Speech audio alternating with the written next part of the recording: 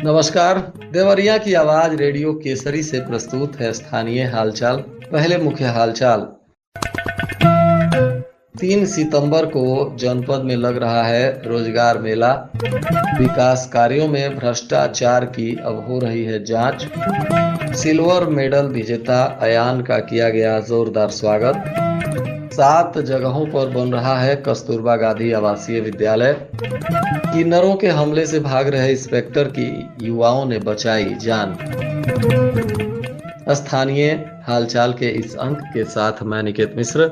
अब हालचाल विस्तार से।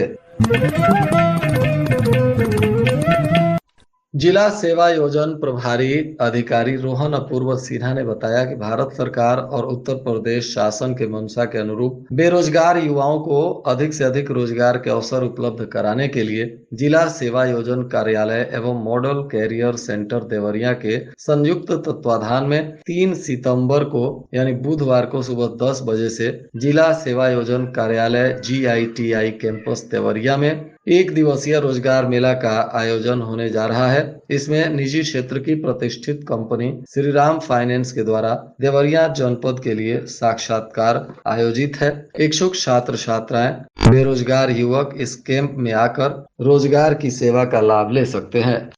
भाटपारानी विकास खंड के ग्राम कोडरा में विकास कार्यों में भ्रष्टाचार की शिकायत पर जिला पूर्ति अधिकारी देवरिया संजय पांडे के नेतृत्व में जांच टीम गांव पहुंची। जांच के दौरान कोई भी मूल अभिलेख उपलब्ध नहीं होने पर टीम ने नाराजगी जताई और पूर्व ग्राम प्रधान रामाशीष कुशवाहा तथा सचिव हरेंद्र मौर्य को 15 दिन के भीतर सभी मूल अभिलेख उपलब्ध कराने का निर्देश दिया।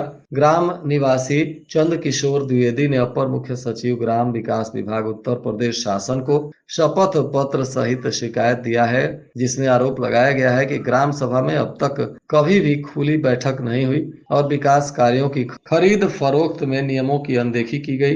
बिना फॉर्मों से TDS की कटौती किए लाखों रुपए का भुगतान किया गया। आरोप यह भी है कि पूर्व प्रधान के निजी खाते में मजदूरी और अन्य कार्यों का पैसा लिया गया, जिसमें ग्राम सचिव की मिलीभगत शामिल रही। जिला पूर्ति अधिकारी संजय पांडे ने बताया कि मौके पर कोई भी मूल अभिलेख नहीं मिला है, जिसके लिए 15 दिन का समय दिया गया है। खुखुंदू में राष्ट्रीय स्तर पर आयोजित नेशनल ताइक्वांडो चैंपियनशिप प्रतियोगिता में सिल्वर मेडल प्राप्त करने के बाद आयान का खुखुंदू चौराहे पर और विद्यालय परिवार समेत समाज के विभिन्न लोगों ने गाजे बाजे के साथ भव्य तरीके से जोरदार स्वागत किया। जवाहरलाल नेहरू स्टेडियम कटक उड़ीसा में 29 अगस्त को स्थानीय यूपी पब्लिक स्कूल के कक्षा 6वीं के छात्र राष्ट्रीय स्तर की प्रतियोगिता में सिल्वर मेडल हासिल किए। छात्र की इस सफलता पर बधाई देते हुए खुखुंदू व्यापार मंडल के अध्यक्ष सन्निवेश द्विवेदी ने कहा कि हमारे क्षेत्र के लिए यह गौरव की बात है। छात्र के द्वारा राष्ट्रीय स्तर पर मेडल जीत कर लाना बड़ी बात बताई गई। जनपद में स्थानीय स्तर पर छात्राओं को बेहतर शिक्षा देने के लिए जिले के 7 विकास खंड क्षेत्रों में कस्तूरबा गांधी आवासीय बालिका विद्यालय का निर्माण कराया जा रहा है। इन सभी विद्यालयों के निर्माण में 31.71 करोड़ रुपए की धनराशि बेसिक शिक्षा विभाग के द्वारा खर्च किए जा रहे हैं। इस विद्यालय में कक्षा 9 से 12वीं तक की कक्षा संचालित की जाएगी। इसमें छात्राओं को आधुनिक और तकनीकी शिक्षा भी प्रदान की जाएगी। ग्रामीण क्षेत्रों में छात्राओं को बेहतर शिक्षा देने के लिए बेसिक शिक्षा विभाग के द्वारा गौरी बाजार विकास खंड के खैरा बनुआ, बैतालपुर के छितही, रुद्रपुर के सतुआ भार, भलुअनी के पीपरा खेमकरन, देसही देवरिया के बाल कुआं और भटनी के बैकुंठपुर में तथा बनकटा विकास खंड के चकिया कोठी में कस्तूरबा गांधी आवासीय बालिका विद्यालय का निर्माण कराया जा रहा है। देवरिया सदर रेलवे स्टेशन पर किन्नरों के आतंक से जान बचाकर भाग रहे इंस्पेक्टर की जान वहां मौजूद युवाओं ने बचाई। वीडियो आने के बाद सभी लोग युवाओं के साहस की तारीफ कर रहे हैं। दरअसल ट्रेन से लेकर प्लेटफॉर्म तक किन्नर जबरिया यात्रियों से वसूली करते हैं। आए दिन हो रही वसूली से परेशान होकर देवरिया सदर रेलवे स्टेशन पर किन्नरों का विरोध करने RPF के इंस्पेक्टर पहुंचे। उन्होंने जब किन्नरों से अवैध वसूली को लेकर विरोध किया तो किन्नरों ने उनके साथ बवाल कर दिया। किन्नर देखते ही देखते उन पर हमला कर दिए, इंस्पेक्टर की पिटाई करने लगे, जिसके बाद अचानक उग्र हुए किन्नरों के हमले से इंस्पेक्टर असहज हो गए और जान बचाने के लिए भागने लगे। लोगों के बीच भागते हुए इंस्पेक्टर की जान बचाने के लिए बहुत सारे युवक जो उस वक्त गाड़ियों से जा रहे थे सभी उतर गए और अपनी अपनी बेल्ट निकाल कर जब आगे बढ़ने लगे तो युवाओं के सख्त तेवर देखने के बाद किन्नर बैक फुट पर आ गए। इसी बीच जीआरपी पुलिस पहुंची और 2 किन्नरों को गिरफ्तार किया। प्रत्यक्षदर्शियों की माने तो अगर युवा यात्री आगे नहीं आए होते तो और भी बड़ा बवाल हो जाता। आरपीएफ के इंस्पेक्टर आस मोहम्मद अपराध को लेकर थोड़ा सख्त बताए जाते हैं। किसी ने शिकायत की कि किन्नर जबरदस्ती वसूली कर रहे हैं। इसी बीच वह पहुंच गए और किन्नरों को पकड़ने के लिए मना करने लगे, विरोध किए। लोगों के साथ दुर्व्यवहार करने पर उन्होंने किन्नरों को जब फटकार लगानी शुरू की तो किन्नर उग्र हो गए। बताया जा रहा है कि एक किन्नर को पकड़कर उन्होंने चेक पोस्ट में बिठा दिया था और हिदायत भी दी थी, लेकिन चेक पोस्ट पर तैनात आरपीएफ जवान या फिर आरपीएफ इंस्पेक्टर को बड़ा बवाल होने का कोई अंदेशा नहीं था। अगर उन्हें अंदेशा होता तो आरपीएफ पोस्ट पर पर्याप्त फोर्स मंगा लिया गया होता, परंतु अचानक बहुत सारे किन्नर आकर हमला बोल दिए। इसका वीडियो भी सोशल मीडिया पर वायरल हुआ, जिसमें उग्र किन्नर साफ साफ दिखाई दे रहे हैं। युवाओं ने जब बेल्ट निकालकर किन्नरों का विरोध शुरू किया तब जाकर इंस्पेक्टर की जान बची, अन्यथा किन्नर यहाँ बहुत बवाल कर सकते थे। फिलहाल अब इस मामले में पुलिस भी सख्त है, पकड़े गए किन्नरों पर कानूनी कार्रवाई होगी और आगे से अब पुलिस सख्त रवैया भी अपना सकती है।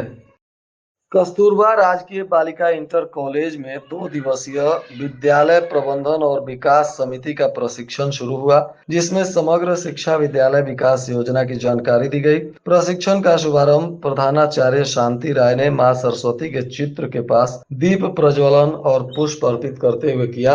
प्रशिक्षण में राजकीय हाई स्कूल गौरा, राजकीय हाई स्कूल भरहे चौरा, राजकीय बालिका इंटर कॉलेज टिकमपार, राजकीय बालिका इंटर कॉलेज सलेमपुर और पीएम श्री कस्तूरबा राजकीय बालिका इंटर कॉलेज के शिक्षिकाओं ने प्रतिभाग किया। प्रशिक्षण के मास्टर ट्रेनर धर्मेंद्र कुमार पांडे एवं ब्रह्मानंद गोण ने समग्र शिक्षा, एमएसडीसी के गठन, सामुदायिक अभिप्रेरणा, नामांकन वृद्धि, विद्यालय विकास योजना की जानकारी दी। जिला विधिक सेवा प्राधिकार के तत्वाधान में अपर जिला एवं सत्र न्यायाधीश ने तमाम पदाधिकारियों और न्यायाधीश गणों के साथ राजकीय बाल गृह का औचक निरीक्षण किया। इस दौरान जिला विधिक सेवा प्राधिकरण के सचिव मनोज कुमार तिवारी ने वहां बच्चों को पौष्टिक भोजन, स्वास्थ्य को लेकर संबंधित लोगों को आवश्यक दिशा निर्देश दिया। साथ ही राजकीय बाल गृह के प्रपत्रों का भी अवलोकन किया गया। शहर के रुद्रपुर मोड़ से औद्योगिक क्षेत्र ऊसरा तक 8 किलोमीटर सड़क के चौड़ीकरण की कवायद शुरू हो गई है। इसके लिए लोक निर्माण विभाग ने सीमांकन कार्य शुरू किया है। दोनों तरफ मिलाकर सड़क को 5 मीटर तक बढ़ाने की योजना है। इसमें 3 मीटर की सड़क बढ़ाई जाएगी और 2 मीटर की फुटपाथ बनाई जाएगी। लोक निर्माण विभाग ने शुक्रवार को पेड़ों और मकानों को चिन्हित करना शुरू कर दिया। पीडब्ल्यूडी के जद में आने वाले मकानों को तोड़ा जाएगा और पेड़ों को भी काटा जाएगा। वर्तमान में यह सड़क 7 मीटर है। सदर विधायक ने इस सड़क को चौड़ा करने के लिए शासन को पत्र लिखा था, जिस पर अब आदेश मिलने के बाद कार्रवाई शुरू हुई है। देवरिया में संयुक्त उद्योग व्यापार मंडल के प्रदेश कार्यकारिणी की बैठक हुई, जिसमें लोक निर्माण विभाग डाक बंगले पर हुई। इस बैठक में सर्वसम्मति से विधान परिषद के सदस्य रतन पाल सिंह को संगठन का प्रदेश संरक्षक बनाया गया। इस दौरान व्यापारियों ने उन्हें फूल माला पहनाकर उनका स्वागत किया। एमएलसी सिंह ने कहा कि व्यापारियों के हितों के लिए संघर्ष करता रहा हूं और आगे भी करूंगा। योगी सरकार ने प्रदेश में व्यापारियों की सुरक्षा, सम्मान और विकास के लिए उल्लेखनीय कार्य किए हैं। प्रदेश अध्यक्ष विष्णु अग्रवाल ने कहा कि व्यापारी समाज की ताकत को संगठित करने और उन्हें राजनीतिक अधिकार दिलाने की दिशा में यह एक महत्वपूर्ण कदम है। रविंद्र किशोर शाही स्पोर्ट्स स्टेडियम में जिला स्तरीय महिला खो खो प्रतियोगिता का आयोजन किया गया। इसमें स्पोर्ट्स स्टेडियम ए ने जेके मित्तल स्कूल को 20-4 के स्कोर से हराकर खिताब अपने नाम किया। यह प्रतियोगिता राष्ट्रीय खेल दिवस आयोजित त्रिदिवसीय खेल प्रतियोगिता में स्थगित होने के कारण सोमवार को आयोजित की गई। प्रतियोगिता में 7 टीमों ने प्रतिभाग किया, जिसमें पहला सेमीफाइनल स्पोर्ट स्टेडियम ए और पूजा एकेडमी पूर्वा के बीच खेला गया, जिसमें स्पोर्ट्स स्टेडियम ए ने पूजा एकेडमी पूर्वा को 13-0 के स्कोर से हराकर फाइनल में पहुंच गई और दूसरा सेमीफाइनल बभनी और जेके मित्तल स्कूल के बीच खेला गया, जिसमें जेके मित्तल ने एआरडी बभनी को 15-12 के स्कोर से हराकर फाइनल में स्थान पक्का किया और फाइनल मुकाबला में ए ने जेके मित्तल स्कूल को 20-4 के स्कोर से हराकर खिताब को अपने नाम कर लिया। इधर बरियारपुर थाना क्षेत्र के महुआनी के पास बारीपुर मंदिर से पूजा कर लौट रहे बाइक सवारों को अज्ञात वाहन ने ठोकर मार दिया, जिसमें एक युवक की मौत हो गई जबकि 3 जख्मी हैं, जिनका इलाज मेडिकल कॉलेज में चल रहा है। बताया जा रहा है कि बरियारपुर के बिशुनपुर कला के रहने वाले ईशांत कुमार उम्र 18 वर्ष, पुत्र राजू शर्मा, मोहित कुमार, विपिन चौहान, अरुण चौहान 2 मोटरसाइकिल से पूजा करने के लिए गए थे। लौटते समय महुआनी के पास अज्ञात वाहन ने ठोकर मार दिया, जिसमें ईशांत की मौके पर ही मौत हो गई जबकि 3 जख्मी हैं और उनकी स्थिति गंभीर बताई जा रही है। डॉक्टरों ने मेडिकल कॉलेज रेफर कर दिया है। मृतक के शव का पोस्टमार्टम कराने के बाद परिजनों को सौंप दिया गया है। घटना के बाद से मृतक के परिजनों में चीख पुकार मचा हुआ है। और आज के मौसम का तापमान देवरिया में न्यूनतम 28 डिग्री सेल्सियस और अधिकतम 35 डिग्री सेल्सियस रहने की संभावना है। हालचाल के इस अंक को आप हमारे YouTube चैनल, फेसबुक और इंस्टाग्राम पर भी सुन सकते हैं। साथ ही प्ले स्टोर से हमारे रेडियो केसरी के एप्लीकेशन को डाउनलोड कर सीधे अपने मोबाइल फोन में भी रेडियो केसरी की सेवा का लाभ ले सकते हैं। अंत में मुख्य हालचाल एक बार फिर। 3 सितंबर को जनपद में लग रहा है रोजगार मेला। विकास कार्यों में भ्रष्टाचार की अब हो रही है जांच।